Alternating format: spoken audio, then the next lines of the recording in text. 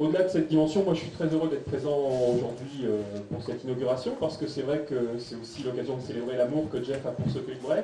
Cet amour, il l'a déjà montré en soutenant bon nombre de collectivités dans des projets culturels. Il y a un certain nombre de maires qui sont ici, qui ont pu participer à différentes opérations qui ont été soutenues et même initiées par Jeff. Et je crois qu'il est important que nous, en tant que collectivité, on puisse renvoyer l'ascenseur et pouvoir soutenir les démarches que Jeff initie. Et tout l'amour qu'il a pour ce Pays de Bray, il a su aussi le transmettre à très nombreux artistes. Et moi, j'aimerais vraiment saluer tous les artistes qui sont présents ici aujourd'hui. Artistes, on va peut-être inviter Madame Ploum. C'est vrai que tous les artistes présents aujourd'hui, ils sont tombés amoureux de ce Pays de Bray. Et moi, j'espère que cet amour qu'ils ont pu trouver dans le paysage, qu'ils ont pu trouver autour de Jeff, eh bien, ils sauront le transmettre parfaitement à tous les visiteurs qui vont fréquenter ce lieu.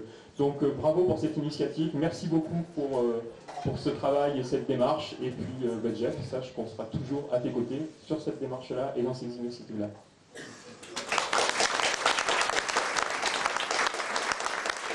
En 79, je suis arrivé en Normandie et j'ai trouvé cette magnifique vieille ferme normande qui était toute en ruine, mais il avait une super bateau. C'était une merveilleuse vue sur la boutonnière du Pays de Bray.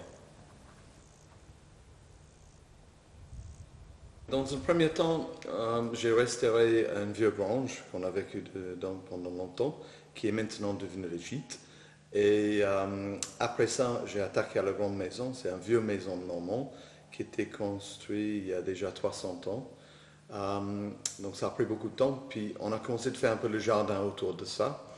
Et c'est que depuis les derniers 5 ans que j'ai pensé d'agrandir, puis faire que le parc devienne plus grand avec tout ce qui est autour maintenant de la galerie.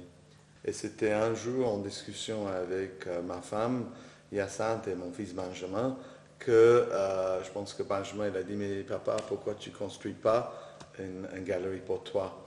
Et là, je me suis dit, construire une galerie, c'est un peu bête parce qu'il n'y a personne qui va venir à Massy, au milieu de la Normandie, un peu perdu, pour regarder une galerie d'art. Donc je me suis dit, si je fais un parc de sculptures autour, avec un labyrinthe, je risque de peut-être avoir un peu des visiteurs. J'ai visité mon premier labyrinthe en Angleterre à Hampton Court quand j'étais assez petit et depuis ça j'étais toujours passionné par ça.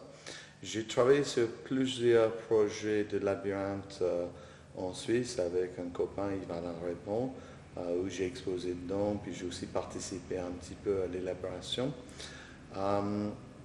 Je dirais le labyrinthe aussi, pour moi, c'est plus que juste simplement un lieu de plaisir. C'est aussi une démarche assez spirituelle avec tout un travail de recherche, toute une possibilité de se retrouver, de se perdre. Ouais, c'est quelque chose qui rentre dans un processus créatif artistique. La première chose que j'ai fait, c'était de contacter les élus locaux, donc de Neuchâtel, de la région et aussi de Massy.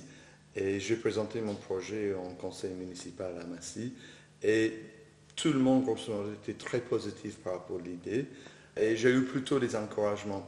Après ça, j'ai commencé très rapidement de faire le dessin pour le parti labyrinthe et planter des arbres là-dedans. Donc il y a 3800 arbres, donc c'est tous les hêtres. Et au début, j'avais demandé à un groupe des amis d'Angleterre pour venir m'aider de tracer. Mais très rapidement, j'ai décidé que c'était plus simple de faire moi-même parce que c'est pas si évident de faire un travail comme ça avec plein de monde autour de soi. Donc, j'ai fini de le tracer tout seul et j'étais quand même aidé un petit peu par un copain, un photographe qui s'appelle Bob Claydon en anglais. Mais en réalité, j'ai fait la plupart tout seul. Et après, j'ai planté aussi plus ou moins tous les 3800 hectares seul. J'ai eu l'aide de Benjamin, puis Hyacinthe, puis quelques personnes pour un parti. Mais c'était quand même une démarche assez longue et laborieuse parce qu'ils sont tous plantés à la main. Donc leur plantation, ça a passé pendant 2 saisons. Donc le premier, c'était entre février et mars. Et en fin de cette saison-là, on a fait une autre campagne de plantation entre octobre et l'avril suivante. Grosso modo, je pense que le total du projet, c'était dans les 207 000 euros, plus ou moins. Et là-dedans, j'ai obtenu une subvention de la région dans cette histoire de projet annexe de l'Avenue Verte pour la somme de 27%. Après ça, j'ai fait une demande au niveau européen qui était là pour aider les gens pour la mise en valeur des sites dans le Pays de Bray, et ça s'appelle Leader Plus. Et là, j'ai aussi eu la chance d'avoir encore une subvention autour de 18%. Donc déjà, c'était une bonne aide. À part ça, j'ai emprunté un petit peu de l'argent à la banque et aussi j'avais un petit peu mes fonds propres. Donc j'ai investi tout pour essayer de faire le projet, quoi. Mais c'est quand même un gros projet. C'est le plus gros projet artistique que j'ai jamais fait dans ma vie. Donc c'était un petit peu risqué, mais je suis très content quand même. Alors non simplement c'est un ensemble artistique, nous avons aussi inclus un camping, donc un camping avec 6 emplacements. Et ça nous permet des groupes de venir des fois pour faire des ateliers pendant toute une semaine. Donc on peut proposer un vaste créneau de différentes activités. Donc ça peut être les cuissons raku avec les céramiques ou les cuissons primitives, les petits balades en âne, même les trajets plus longs, découvert l'art contemporain. Donc la première année, comme j'avais dit, c'était sur le land art, le thème, donc création avec la nature. Et cette année, on a travaillé beaucoup avec les objets de récupération. Donc moi, j'appelle ça du gaspille art. L'année prochaine, on va continuer un petit peu dans toute cette veine, mais avec un travail qui sera plus avec le trace et aussi l'empreinte. Donc on travaille avec le trace et l'empreinte. Donc il y a tout un jeu dans le labyrinthe à faire autour de ça et aussi les ateliers. Au début, quand on avait ouvert la galerie, je dirais moi puis Hyacinthe, ma femme, on avait un peu le trac parce qu'on s'est dit qu'est-ce qui se passe maintenant? On a investi tout ce temps et cette énergie dans un lieu, qu'est-ce qui se passe si personne vient?